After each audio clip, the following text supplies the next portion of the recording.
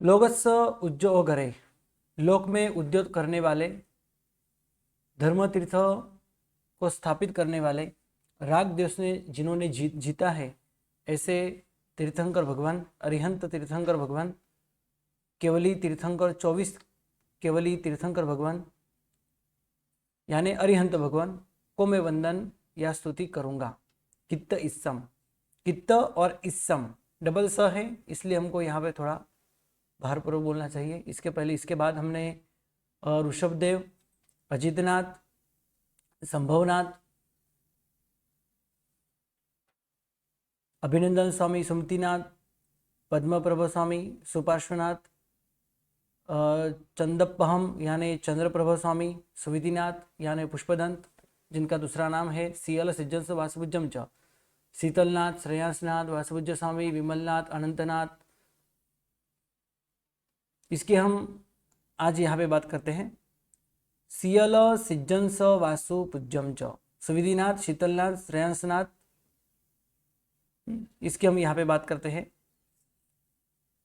तो शीतलनाथ, शीतलनाथ भगवान का नाम शीतलनाथ क्यों रखा, इसकी हमने पहले बात की थी। वासु पूज्यम श्रेयांसनाथ, 11वें श्रेयांसनाथ भगवान सिंहपुर नगर में जिनका जन्म हुआ था, और विष्णु राजा और विष्णु रानी दोनों का माता पिता का नाम एक ही था, विष्णु राजा और विष्णु रानी। ऐसे कभी नहीं होता माता पिता का नाम एक ही हो, यहाँ पे है विष्णु राजा और विष्णु रानी। किसी को पता है कि इनका नाम श्रेयांस क्यों हुआ? माता पिता ने इनका नाम श्रेयांस क्यों बताया, क्यों लिखा? हाँ जी, बोल सकते हो किसी को पता हो तो।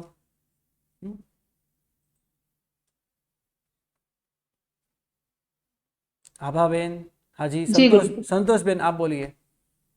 जी गुरु जी, श्रेयांस मैं नाथ बोलूं? भगवान का नाम, नाथ ना भगवान का नाम श्रेयांस जी नाथ क्यों हुआ? जी हाँ, जब प्रभु गर्भ में थे तब उनको एक श्रीमती उस शैया पर सोने का बहुत उत्पन्न हुआ था उनको, और वह शैया देवों के द्वारा अधिष्ठित थी, उस पर कोई भी नहीं सो सकता था, कोई भी सोता था तो उपद्रव हो जाता था। परंतु जब माता के गर्भ में भगवान आए तब उन्होंने, माता ने उस शैया पर सोए तो वो उनका उपद्रव शांत हो गया, वो देवता वहां से चले गए, इसलिए उनके दुष्ट देव चले गए, इसलिए पिता ने प्रसन्न होकर उनका नाम श्यासनाथ रखा। एक नगरी के अंदर ऐसे देव अधिष्ठायी एक ऐसा एक पलंग था, और उसी पलंग के ऊपर माता को सोने की इच्छा हुई, यानी दोहत उत्पन्न हुआ गर्भ के प्रभाव से। कोई भी उस सैया के ऊपर सोता तो देव उपद्रव करता पूरे नगर पे, जो सोता है उसके ऊपर, तो जिसके कारण वो जीव मर जाते। जो उसके ऊपर सो जाता वो देव उसको मार देता। ऐसा उपद्रव सालों से चल रहा था, लेकिन माता के कुक्षी के अंदर जैसे भगवान आए और माता के दोहत उत्पन्न हुआ कि मैं उसी सैया पर सो जाऊं, नगरजन और सभी राजा के जो अग्रजन थे वो सभी ने कहा कि नहीं, इस सैया के ऊपर माता को नहीं सुलाना चाहिए। लेकिन माता को इसी देव अधिष्ठायी सैया के ऊपर सोने का दोहत उत्पन्न हुआ, और वो जाके सो गए तो जो उपद्रव करने वाला देव था वो भाग गया, और पूरे नगर का कल्याण हुआ। इसलिए एक गर्भ का प्रभाव समझ के माता पिता ने नाम दिया श्रेयांस नाथ। श्रेयांस यानी कल्याण, श्रेयस यानी कल्याण, हित। इसके बाद है 12वें वासु पूज्य स्वामी। कहते हैं कि चंपापुरी नगर के अंदर जिनका जन्म हुआ था, और भी कहते हैं श्रेयांसनाथ भगवान की हम बात करें, ऐसी धनुष प्रमाण जिनकी काया थी, और 84 लाख वर्ष का जिनका आयुष्य था, और सुवर्ण वर्ण और लांछन गेंडा का था, जंगली प्राणी है। 12वें वासुपूज्य स्वामी चंपापुरी नगरी के अंदर जिनका जन्म हुआ, वसुपूज्य जिनके पिता का नाम था और माता का नाम जया रानी था। भगवान गर्भ में आए तो इंद्र महाराजा बारंबार वहां पे आके धन धान्य की वृष्टि करते थे, रत्न की वृष्टि करते थे, और ये सब गर्भ का प्रभाव है, ऐसे माता पिता ने जान लिया और पुत्र का नाम उन्होंने वासुपूज्य ऐसे रखा। वसु यानी धन।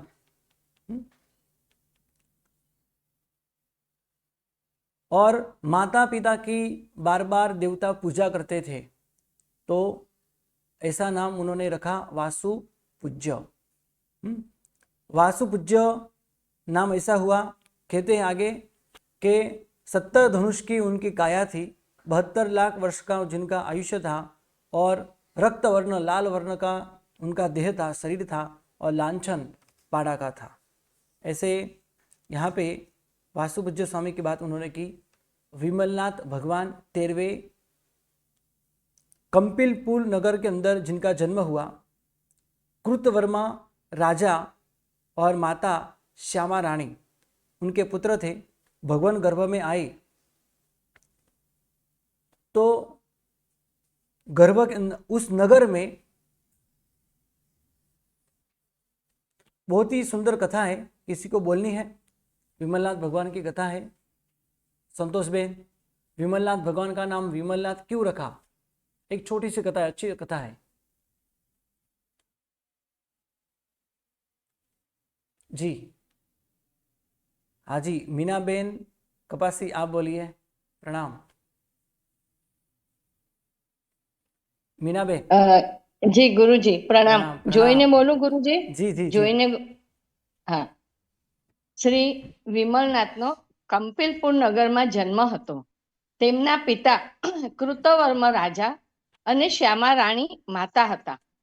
ભગવંત ગર્ભે આવ્યા પછી તેમના નગરમાં કોઈ સ્ત્રી ભરતાર દેહરે આવી ઉતર્યા. ત્યાં કોઈ વ્યંતરી દેવી રહેતી હતી. તેણે તે પુરુષનું રૂપ દીઠું, તેથી તેણીને કામ ક્રીડા કરવાની અભિલાષા થઈ. પછી તેની સ્ત્રીના જેવું પોતાનું રૂપ વિકુરવી વ્યંતરી તે પુરુષની પાસે સૂતી. પ્રભાતે બંને સ્ત્રી સમાન દેખી પુરુષે કહ્યું, જે આમાં મારી સ્ત્રી કોણ છે? ત્યારે પહેલી બોલી કે એ મારો ભરતાર છે, અને બીજી બોલી કે એ મારો ભરતાર છે. એમ વળતા વળતા સર્વ રાજા પાસે આવ્યા. રાજા તથા પ્રધાન બેઉ સ્ત્રીને સમાન દેખી કોઈ રીતે નિવેડો કરી શક્યા નહીં. પણ રાણીએ પુરુષને દૂર ઊભો રાખ્યો અને બંને સ્ત્રીઓને પણ દૂર ઊભી રાખીને કહ્યું કે જે પોતાના સત્યના પ્રભાવથી ભરતારને સ્પર્શ કરે તેનો એ ભરતાર જાણવો. તે સાંભળી વ્યંતરીએ દેવ શક્તિના પ્રભાવે પોતાનો હાથ લાંબો કરી ભરતારને સ્પર્શ કર્યો. તેવો જ રાણીએ તેનો હાથ પકડી લઈને કહ્યું કે તું તો વ્યંતરી છે, માટે તારે સ્થાનકે જતી રહે. એવી રીતે ચુકાદો થવાથી વિમલમતીવાળી રાણી કહેવાણી. તે ગર્ભનો જ પ્રભાવ જાણી વિમલનાથ નામ દીધું. તેમનું 60 ધનુષ પ્રમાણ શરીર અને 60 લાખ વર્ષનું આયુષ્ય જાણવું. સુવર્ણ વર્ણ અને શુકર ભુંડનું લાંછન જાણવું. प्रणाम गुरुजी। माता को विमल बुद्धि प्रकट हुई, इसलिए ऐसी सुंदर बुद्धि के कारण विमलनाथ ऐसा नाम दिया गया। उस कोई कुछ उनकी यानी ऐसे कंपिलपुर नगरी के अंदर ऐसे ही कोई पति पत्नी दो एक कपल एक साथ सो गए थे, और वहाँ से आकाश में से एक व्यंतरी निकल गई थी, जा रही थी। तो उस समय उस पुरुष का रूप उन्होंने देखा, तो उनके साथ काम की इच्छा हुई और उसी पत्नी का रूप लेके उसके बाजू में सो गई। दूसरे दिन वो पुरुष उठ गया तो दोनों तरफ उन्होंने देखा कि ये दोनों मेरी पत्नी है, क्योंकि सेम दिख रही है, लेकिन इसमें से पत्नी मेरी पत्नी कौन सी है ये उसको पता नहीं चला। राजा के पास गया तो रानी ने कहा कि इसका निवारण मैं करती हूँ, और दूर ये दोनों को उन्होंने रखा और उन्होंने कहा, माता ने कहा श्यामा रानी ने कहा कि अपने लब्धि से सबसे पहले जो पुरुष को, अपने पुरुष को जो स्पर्श करेगा वही इसका भरतार होगा। और उस समय रानी को पता था इसमें से कोई एक वेंतरी है, देव है, जिसका यानी रानी का वो उसके पत्नी का रूप लेके यहाँ पे आई है अपने पुरुष के पास काम क्रीड़ा करने हेतु। और उस समय जो वेंतरी थी अपने लब्धि से उन्होंने हाथ बहुत लंबा किया, उसी समय उसका हाथ उन्होंने पकड़ लिया, आप वेंतरी हो और तुरंत यहाँ से मेरे राज्य में से निकल जाओ। रानी का तेज देख के, गर्भ का प्रभाव देख के वहां से वो भाग गई, वो वेंतरी वहां से भाग गई। ऐसे विमल बुद्धि रानी को उत्पन्न हुई, इसलिए माता पिता ने नाम उन्होंने पुत्र का रखा विमल नाथ। 60 धनुष की जिनकी काया थी और 60 लाख वर्ष का जिनका आयुष्य था, सुवर्ण वाले जो थे, और जंगली सुअर जिसको हम वराह भी कहते हैं, जो गंदी चीज नहीं खाता, प्योर कह सकते हो, वो शाकाहारी है, नॉनवेज तो बिल्कुल नहीं खाता, ऐसा सुंदर प्राणी वराह या सुकर भी कह सकते हैं या सुअर भी कह सकते हैं हिंदी में। तो इनका लंचन है विमलनाथ भगवान का। आगे कहते हैं अनंतनाथ भगवान, अयोध्या नगरी के अंदर जिनका जन्म है, सिंहसेन नाम का राजा जिनके पिता है और सुयशा नाम की रानी जिनकी माता है। और कहते हैं कि सपने में उन्होंने अनंत, जिसका कोई अंत ना हो, ऐसे अनंत एक चक्र उन्होंने देखा घूमते हुए।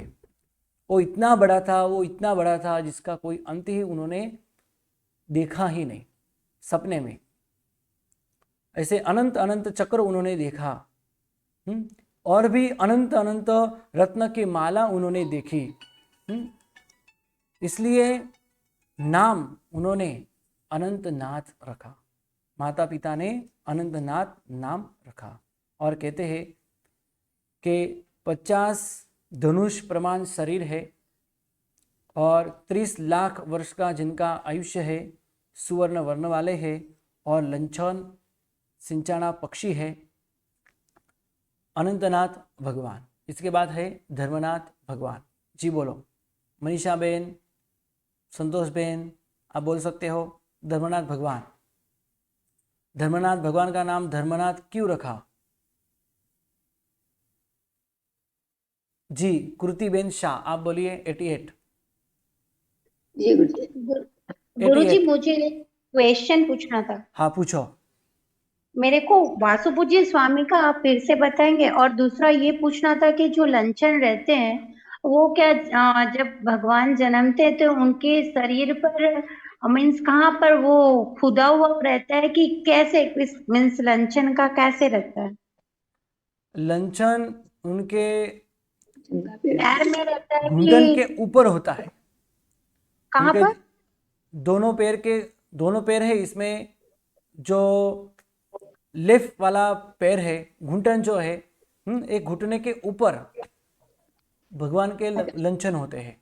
जान कहते हैं उसको, जंगा पे रहता है। जंगा जिसे हम जंगा। कहते हैं, है ना, जंगा जिसे हम कहते हैं, इसके ऊपर भगवान का लंचन होता है। कुदरत से यानी कि ये खुदा हुआ रहता है, जैसे वो रेड रेड रहता है वैसे बना हुआ रहता है हाँ उसमें? बना हुआ, जैसे हम बोलते हैं किसी का जन्म हुआ हो तो जन्म से उसके शरीर पर ऐसे कुछ आकृति हाँ, आदि होती निशानी है, रहती हाँ निशान होती है, बस वैसे ही। वैसे ही रहता है। जी, लेकिन स्पष्ट होती है, अस्पष्ट नहीं होती।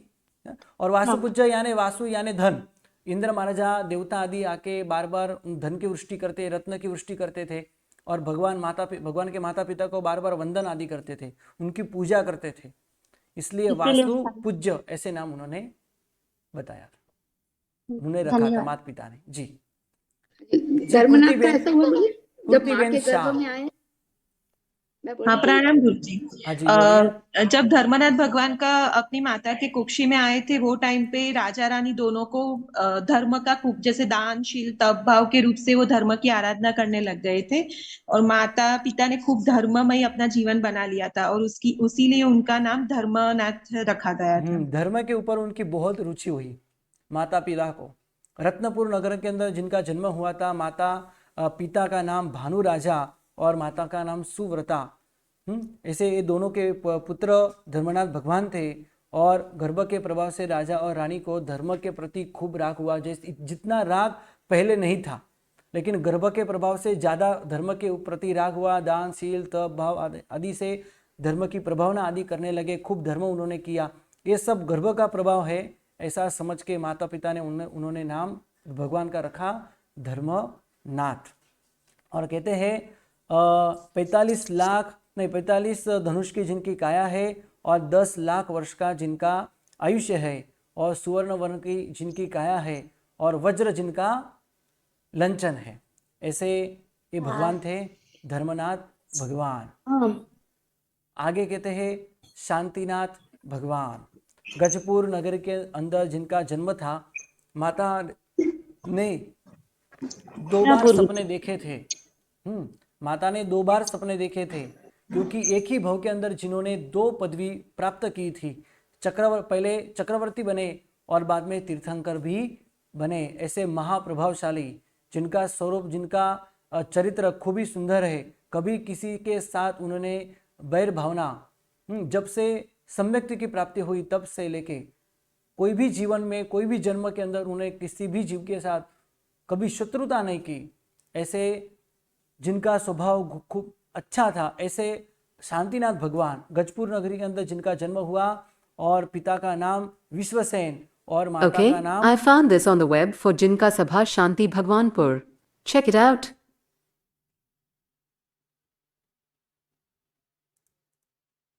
सुजय भैया हाँ ना ना माता का नाम अचीरा। बन सके ओके जी प्रणाम। जी अचिरा रानी जिनके माता का नाम था। और कहते हैं कि भगवान जब गर्भ में आए तब उसी नगरी के अंदर बहुत उपद्रव हुए थे, दुष्काल आदि भी हुआ था, लेकिन गर्भ के प्रभाव से सब शांत हुआ। इसलिए माता पिता ने नाम विश्वसेन राजा और अचिरा रानी, जिन्होंने नाम शांतिनाथ रखा। और जो मरकी का उपद्रव उत्पन्न हुआ था वो शांत हुआ था।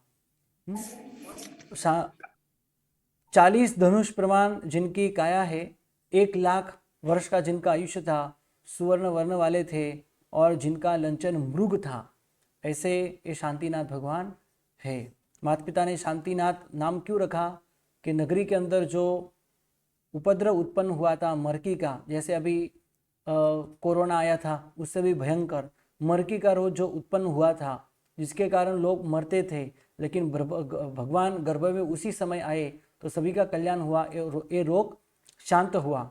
इसलिए गर्भ का प्रभाव समझ के माता पिता ने उनका नाम शांतिनाथ रखा था।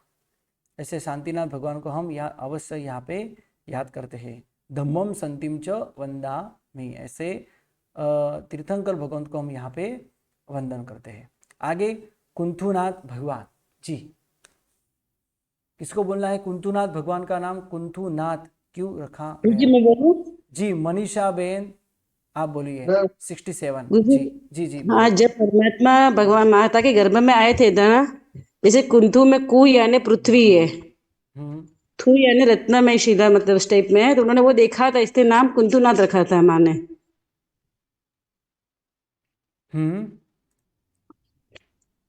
वो सपने के हिसाब से उनका नाम कुंथुनाथ रखा था। जी, क्या सपना क्या आया था उनको? पृथ्वी की जो रहती है रत्न में शिला है, कुछ देखा था उन्होंने उस टाइम में माँ ने सपना में। माता पिता का नाम क्या था? माता पिता का नाम याद नहीं आ रहा, 1 मिनट। हाँ, सूर राजा और श्री रानी। श्री रानी उन्होंने हाँ, उन्होंने रत्नों का विशाल स्तूप देखा था ना उस टाइम में सपना में। हाँ बराबर है, रत्न का स्तूप देखा था, और वो जैसे भी कुंतु कहाँ में पे, जमीन के अंदर। हाँ, वही कु यानी पृथ्वी हो गई ना, हाँ जी बराबर है, और थू यानी रत्नों का विशाल स्तूप स्तूप है। हुआ, स्तूप। हाँ, वही वो प्रभु ने देखा था, इसलिए उनके और प्रभु ने नहीं, प्रभु के माता ने देखा था सपने में। माता ने देखा था। और उस टाइम में प्रभु का प्रभाव से भी जो कुंतु जैसे छोटे छोटे जीवों का है ना, हम्म उनकी भी जैना की प्रवृत्ति थी उस टाइम में वहां पे। जी, है ना। तो क्या कह सकते हैं, माता माता ने सपने के अंदर क्या देखा था, रत्न का स्तूप देखा, वो भी पृथ्वी के अंदर रहा हुआ, गुप्त स्थान में रहा हुआ ऐसे रत्न का स्तूप उन्होंने देखा था। और ऐसे भी कह सकते हैं कि जिनके प्रभाव के कारण जो बड़े बड़े शत्रु थे, वो कुंथुआ के जीव जितने छोटे छोटे बन गए। माता का पिता, माता का और पिता का या राजा का, पूरा नगर का इतना प्रभाव बढ़ गया था। ये भगवान का प्रभाव था, भगवान का गर्भ का प्रभाव था। ये तो तीनों लोग में होता है, सिर्फ नगर में नहीं होता। और भी कहते हैं कि उस समय कुंथुआ जैसे छोटे छोटे जीवों का उपद्रव भी हुआ था, वो सब शांत हुआ गर्भ के प्रभाव से। ये कुंथुआ जीवों का उपद्रव भी शांत हुआ, शत्रु भी ऐसे कुंथुआ जितने छोटे छोटे बन गए, इनका शत्रुओं का नाश हुआ, और रत्न का स्तूप भी देखा। ये सब गर्भ का प्रभाव समझ के उन्होंने कुंथुनाथ ऐसे नाम रखा। आगे कहते हैं कि 35 धनुष का शरीर है, और 95,000 वर्ष का आयुष्य है, सुवर्ण की काया है, और लंचन छाग का है।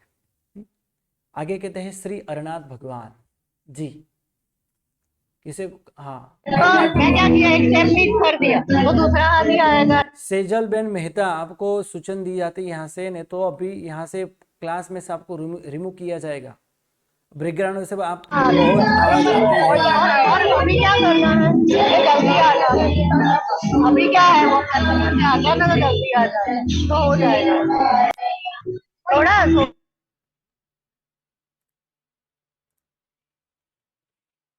जी,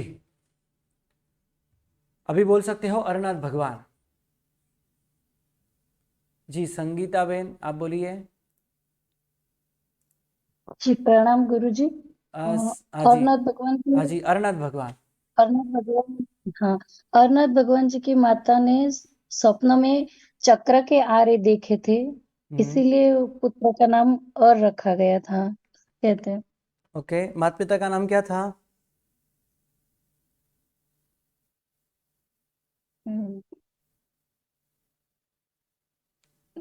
मुझे सुदर्शन पिता और देवी रानी माता। ओके, जी गजपुर नगर के हाँ, अंदर शांतिनाथ भगवान का जहाँ पे जन्म हुआ था, वही ये नगरी है। शांतिनाथ, कुंथुनाथ और अरनाथ, ये तीनों भगवान की विशिष्टता ये है कि तीनों चक्रवर्ती भी थे और तीर्थंकर भगवान भी थे।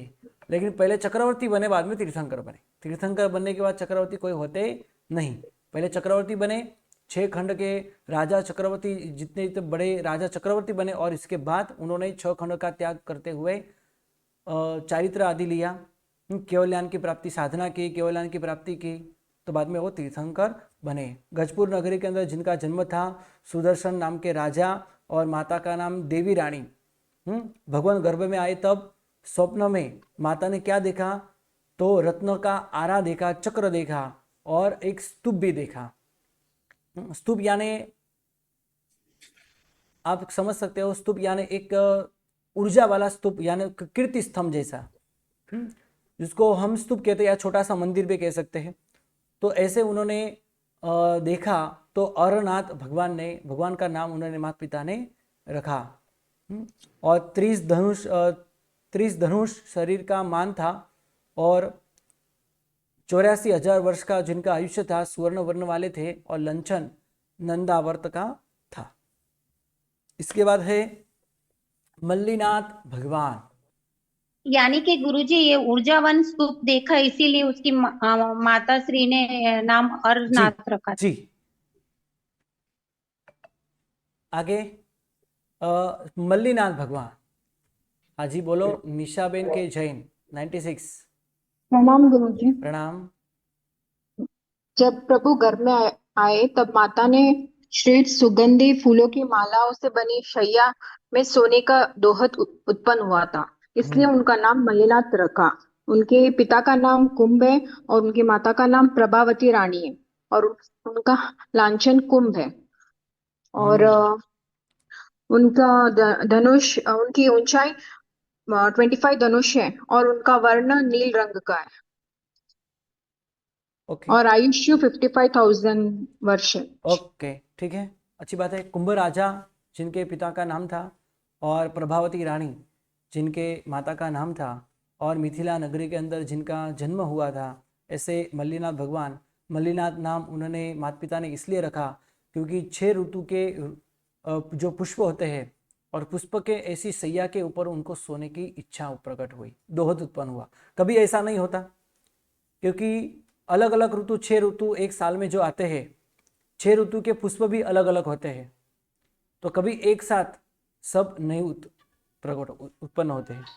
तो इसलिए यहाँ पे ऐसा दोहत उत्पन्न करना, पूर्ण करना कठिन हुआ था, लेकिन देवताओं के प्रभाव से ये दोहत पूर्ण हुआ।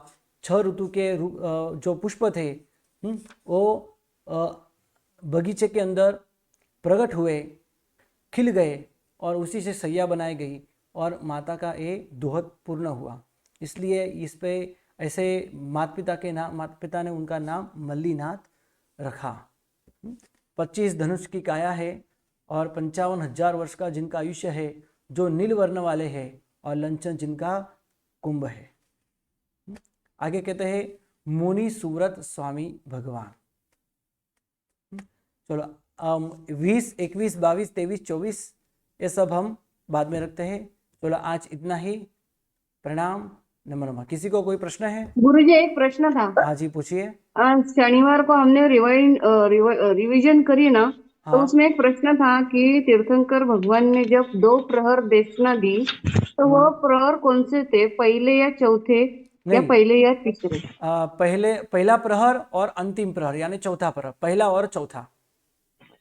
और दिन के संतोष शुरुआत बहन को में, पूछो ना, और एक प्रश्न दिन था के हाँ उसका दिन के आंसर शुरुआत में कंफ्यूज वाला था। एक मिनट, दिन के शुरुआत में यानी सूर्योदय के बाद 1 प्रहर तक भगवान की देशना होती है और सूर्योदय के पहले 1 प्रहर तक भगवान की देशना होती है, यानी दिन में 2 प्रहर तक भगवान की देशना और होती है। गंधर्व भगवान की हाँ, गंधर्व भगवान की देशना कब होती है? गणेश भगवान की देशना दूसरे प्रहर में होती है। यानी कि सूर्योदय के बाद? नहीं, सूर्योदय के बाद दूसरे, पहला प्रहर होने के बाद दूसरे प्रहर में होती है। जैसे हम समझते कि 12 घंटे का दिन है, तो 6 बजे सूर्योदय हुआ, 6 बजे सूर्यास्त होने वाला है, तो 6 बजे से लेकर 9 बजे तक भगवान की देशना होती है और 9 बजे से लेकर 12 बजे तक गणेश भगवान की देशना होती है। 12 से लेकर 3 बजे तक किसी की देशना नहीं होती। जो चारित्र धर्म है इनकी विधि आदि होती है, और इसके बाद 3 से लेकर 6 बजे तक फिर से भगवान की, तीर्थंकर भगवान की देशना होती है, यानी गणेश भगवान की देशना दूसरे प्रहर में होती है। जैसे उदाहरण में अभी मैंने बताया 9 से लेकर 12 तक। यानी कि सूर्योदय के पहले प्रहर में और सूर्यास्त के पहले प्रहर में जी भगवान की होती है, भगवान की देशना होती है। और गुरुजी भगवान देशना नहीं देते तो बाकी का टाइम में क्या करते हैं, कैसा करते? सवाल था संतोष बहन का, हाँ, उसका भी भगवान क्या आंसर करते हैं दूसरे हाँ, प्रहर में, भगवान हाँ, क्या करते हैं तीसरे प्रहर में, भगवान क्या करते हैं। तो भगवान का उपवास भी हो सकता है, या भगवान का एकादशी आदि भी हो सकता है, या फिर एकादशी आदि हो तो भगवान देव छंदक में जाके बैठते हैं, यानी देव छंदक में जाते हैं, और जो साधु आदि हो, अन्य साधु भगवान आदि हो, तो भगवान की भक्ति करते हैं। और भगवान कभी सोते नहीं है, भगवान कभी आराम नहीं करते हैं। हाँ, लेकिन ये व्यवहार है, इसलिए भगवान देव छंदक में जाके बैठते हैं। तो देव देवी वहां भी आके भगवान के पास बैठते हैं, भगवान को कुछ पूछना हो तो वो भी पूछते हैं, है ना। तो भगवान किसी को समझाते भी है, ऐसा नहीं कि सिर्फ समोसर में ही समझाते हैं, देव छंदक में बैठे बैठे भी समझाते हैं। जी, देव छंदक क्या है? देव छंदक यानी भगवान के लिए बैठने के लिए एक स्पेशल रूम बनाया जाता है।